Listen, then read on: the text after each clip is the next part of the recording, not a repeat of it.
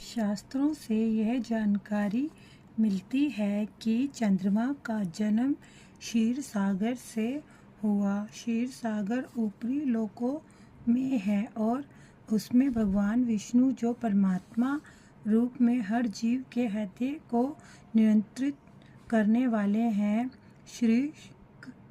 श्री विष्णु के रूप में निवास करते हैं। जो लोग क्षीर सागर के अस्तित्व में विश्वास नहीं करते, उन्होंने समुद्र में केवल नमकीन जल का अनुभव किया है।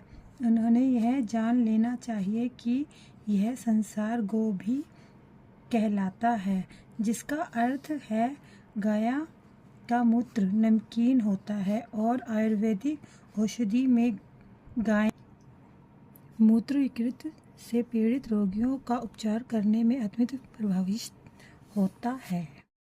ऐसे रोगियों को गाय के दूध का अनुभव नहीं होगा, क्योंकि यकृत रोगियों को दूध कभी नहीं दिया जाता। किंतु यकृत रोगी को जानना चाहिए कि गाय दूध भी देती है, भले ही उस रोगी ने दूध कभी ना चखा हो। इसी तरह जिन लोगों को इस क्षुद्र लोक का ही अनुभव है, जिसमें केवल नमकीन जल का सागर विद्यमान है, वे शास्त्रों से यह जानकारी प्राप्त कर सकते हैं कि दूध का भी सागर क्षीर सागर होता है, भले ही उन्होंने उसे ना देखा हो।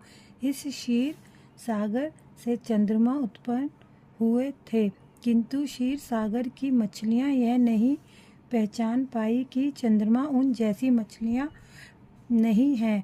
मछलियों ने चंद्रमा को अपने जैसी मछली या कोई चमकीली वस्तु से अधिक कुछ नहीं माना रखा था। वे अभागे लोग जो कृष्ण को नहीं पहचान पाते, वे ऐसी ही मछलियों के तुले हुए हैं। वे उन्हें अपने में से एक, किंतु ऐश्वर्य बल आदि में कुछ अद्वितीय करके मानते हैं। भागवत गीता में ऐसे मूर्ख व्यक्तियों को सर्वाधिक अभाग कहा गया है।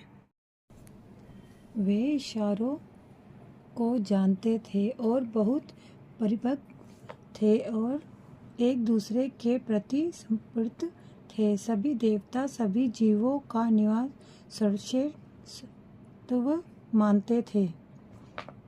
गीता ज्ञान मनोविज्ञान अध्ययन में कुशल पुरु पौधा बहुत अनुभवी एक आराम च भी सतव भक्त या उनके अपने लोग सतव संभव परिवार का मुखिया सब भूत निवास सर्व पाई अमावस्या जानना। यदुगण अनुभवी भक्त विधान तथा मनोविज्ञान अध्ययन में पटु थे। इससे भी बड़ी बात यह थी कि वे सभी लोग समस्त प्रकार की विश्रांति में भगवान के साथ रहते थे, फिर भी वे उन्हें केवल उस ब्रह्म के रूप में जान पाए जो सर्वत्र निवास करता है। तात्पर्य: वेदों में कहा गया है कि परमात्मा को मात्र विद्वता या मानसिक चिंतन के बल पर नहीं समझा जा सकता। नायमात्म प्रच नेत्र लभो मिथ्या न बहुना शतून कठन उत्पादन। वे केवल उसके द्वारा क्षेत्रे है जिसे भाग्यवश कृपा प्राप्त होती है। सारे यादव असाधारण विद्वान एवं अनुभवी थे, किंतु भगवान को हर एक के हृदय में वास करने वाले के रूप में जानते हुए भी वे यह ना समझ पाए कि वे आदि भगवान हैं। ज्ञान की यह कमी उनके अपारम पंडिती के कारण नहीं, अपितु उनके दुर्भाग्य के कारण था। किंतु वृंदावन में भगवान परमात्मा रूप में भी विख्यात नहीं थे, क्योंकि वृंदावन के निवासी भगवान के शुद्ध अनौपचारिक भक्त थे और वे उन्हें अपने प्रेम का एकमात्र लक्ष्य समझते थे। वे यह नहीं जानते थे कि वे भगवान हैं, किंतु यदुगण अथवा द्वारकापुरी के निवासी कृष्ण को वासुदेव के रूप में या सर्वत्र निवास करने वाले परमात्मा के रूप में जानते थे, परंतु परमेश्वर के रूप में नहीं जानते थे।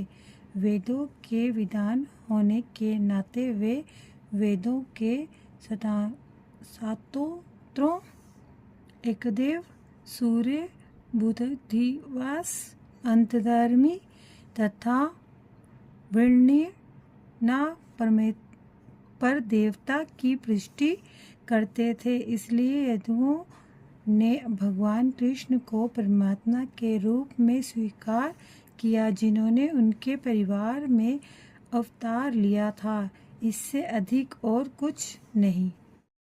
जो लोग भगवान की मायावी ऊर्जा से प्रभावित होते हैं, वे हमेशा अन्य चीज़ों पर निर्भर रहते हैं। जो व्यक्ति पूरी तरह से भगवान में लीन है, उसे भगवान के शब्दों से विचलित नहीं किया जा सकता है। देवस्य भगवान का माया के प्रभाव में छुपा हुआ दृश्य यह लोग और अन्यथा लोग असत मायावी अचित वश में करना और भटकाना, भर्तित करना घी वृद्धि नहीं तथ्य उनका, क्योंकि मैं शब्दों से आत्मानित सर्वोच्च स्वयं में उपत आत्मने संप्रति आत्माएं हरे हरि किसको। भगवान की माया द्वारा मोहित व्यक्तियों के वचन किसी भी स्थिति में उन लोगों की वृद्धि को विचलित नहीं कर सकते जो पूर्णतः शरणगत हैं। तात्पर्य: वेदों के समस्त प्राणों के अनुसार श्री कृष्ण ही पूर्ण पुरुषोत्तम भगवान है। सभी आचार्यों ने यहाँ तक कि श्रीपाद शंकराचार्य ने उन्हें भगवान स्वीकार किया है, किंतु जब कृष्ण इस संसार में विद्यमान थे तो विभिन्न श्रेणी के व्यक्तियों ने भिन्न भिन्न प्रकार से उन्हें स्वीकार किया। अतएव भगवान विशेषक उनके अनुमान भी भिन्न भिन्न थे। सामान्यतः जिन लोगों को शास्त्रों में विश्वास था, उन्होंने भगवान को यथारूप में स्वीकार किया और इस जगत से भगवान के अंतर्ध्यान होने पर सारे लोग उनके विकट विछोह में डूब गए। प्रथम स्कंद में हम अर्जुन तथा युधिष्ठिर के शोक की विवेचना कर चुके हैं, जिनके लिए कृष्ण का अंतर्ध्यान होना उनके जीवन में अंत तक अतीव असह्य बना रहा। यदगण भगवान से आंशिक रूप में अवगत थे, वे भी महिमावान हैं, क्योंकि उन्हें अपने परिवार के प्रमुख के रूप में भगवान की संगति करने का अवसर मिला था और उन लोगों ने भगवान की अंतरंग सेवा भी की थी। यादवगण तथा भगवान के अन्य भक्त उन लोगों से भिन्न हैं जिन्होंने गलत आकलन द्वारा उन्हें सामान्य व्यक्ति मान लिया था। ऐसे लोग निश्चित रूप से माया द्वारा भ्रमित होते हैं। वे नारकीय होते हैं और भगवान से ईर्ष्या करते हैं। उन पर माया अत्यंत बलपूर्वक कार्य करती है, क्योंकि ऐसे लोग उच्च संसारी शिक्षा के बावजूद श्रद्धाहीन होते हैं तथा नास्तिकता की मानसिकता से संतुष्ट होते हैं। वे लोग यह स्थापित करने के लिए सदैव उत्सुक रहते हैं कि कृष्ण सामान्य पुरुष थे जो पृथ्वी के असुरी राजाओं अर्थात धृतराष्ट्र के पुत्रों तथा जरासंध को मारने का षड्यंत्र करने के पापों के फलस्वरूप एक शिकारी द्वारा मार डाले गए। वे भागवत गीता के इन कथनों में कोई विश्वास नहीं रखते कि भगवान कर्म फलों से अप्रभावित रहते न मां कर्मण्य लिप्यन्ते।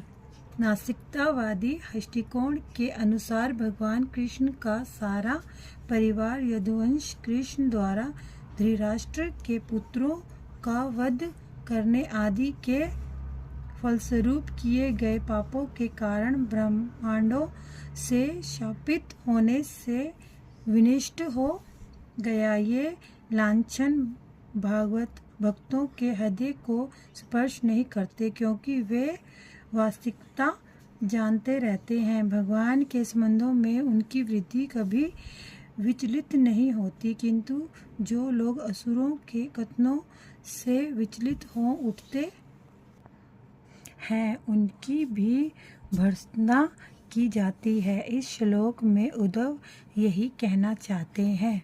जय श्री कृष्ण। तब प्रभु ने अपना प्रतिरूप जो संसार की आँख है ले लिया, पदार्थ दिखाकर बिना गर्म किए बिना तपस्या अतिप्रित दृष्टि को पूरा किया। निर्मल लोगों का आदय लेना, अंदर गायब होना। अध्याय तू सिद्ध या कौन तू, लेकिन स्वयं विभम अपने स्वरूप के प्रति लोचनम सार्वजनिक दृष्टि से। भगवान श्री कृष्ण जिन्होंने पृथ्वी पर सबों की दृष्टि के समक्ष अपना नित्य स्वरूप प्रकट किया था, अपने स्वरूप को उन लोगों की दृष्टि से हटाकर अंतर्ध्यान हो गए जो वंचित तपस्या न कर सकने के कारण उन्हें यथार्थ रूप में देख पाने में असमर्थ थे। तात्पर्य: इस श्लोक में अवितरित हर्षम शब्द अत्यधिक महत्वपूर्ण है।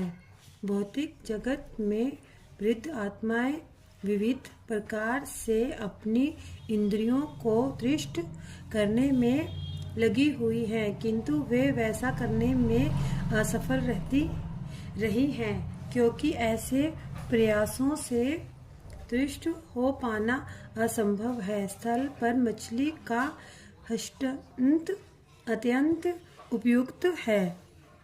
यदि कोई मछली को अपने पानी से बाहर निकाल कर स्थल पर रख देता है तो वह सुखी नहीं रह पाती, चाहे उसे कितना ही आनंद क्यों न प्रदान किया जाए।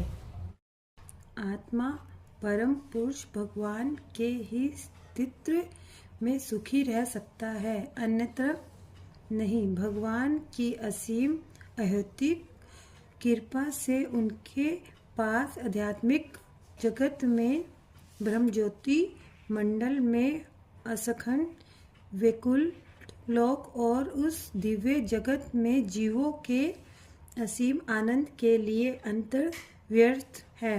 भगवान स्वयं अपनी उन दिव्य लीलाओं को प्रदर्शित करने के लिए आते हैं जो विशेष रूप से वृंदावन, मथुरा तथा द्वारका में संपन्न की जाती हैं। वे वृद्ध आत्माओं को सत्यलोक भगवत धाम के लिए आकृष्ट करने हेतु प्रकट होते हैं, किंतु पर्याप्त पुण्य के अभाव में दर्शनकर भगवान की ऐसी लीलाओं के प्रति आकृष्ट नहीं होते।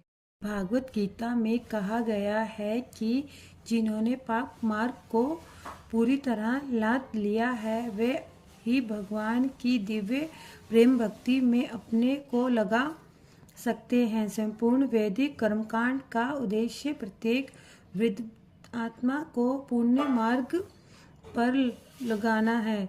समस्त वर्णों के लिए नियमों का कड़ाई से पालन करने पर मनुष्य सत्य, मनोग्रहण, इंद्रिय ग्रहण, धैर्य इत्यादि गुणों को प्राप्त कर सकता है और भगवान की शुद्ध भक्ति करने के पद तक उठ सकता है। ऐसी दिव्य दृष्टि से ही मनुष्य की भौतिक लालसाएं पूर्णतः तुष्ट हो सकती हैं। जब भगवान विद्यमान थे तो जो लोग उन्हें असली रूप में देखने की अपनी भौतिक लालसा पूरी कर सकते वे उनके साथ भगवत धाम वापस जा सके, किंतु जो लोग भगवान को यथारूप रूप में नहीं देख पाए वे भौतिक लालसाओं से वृद्ध रहे और भगवत धाम वापस नहीं जा सके।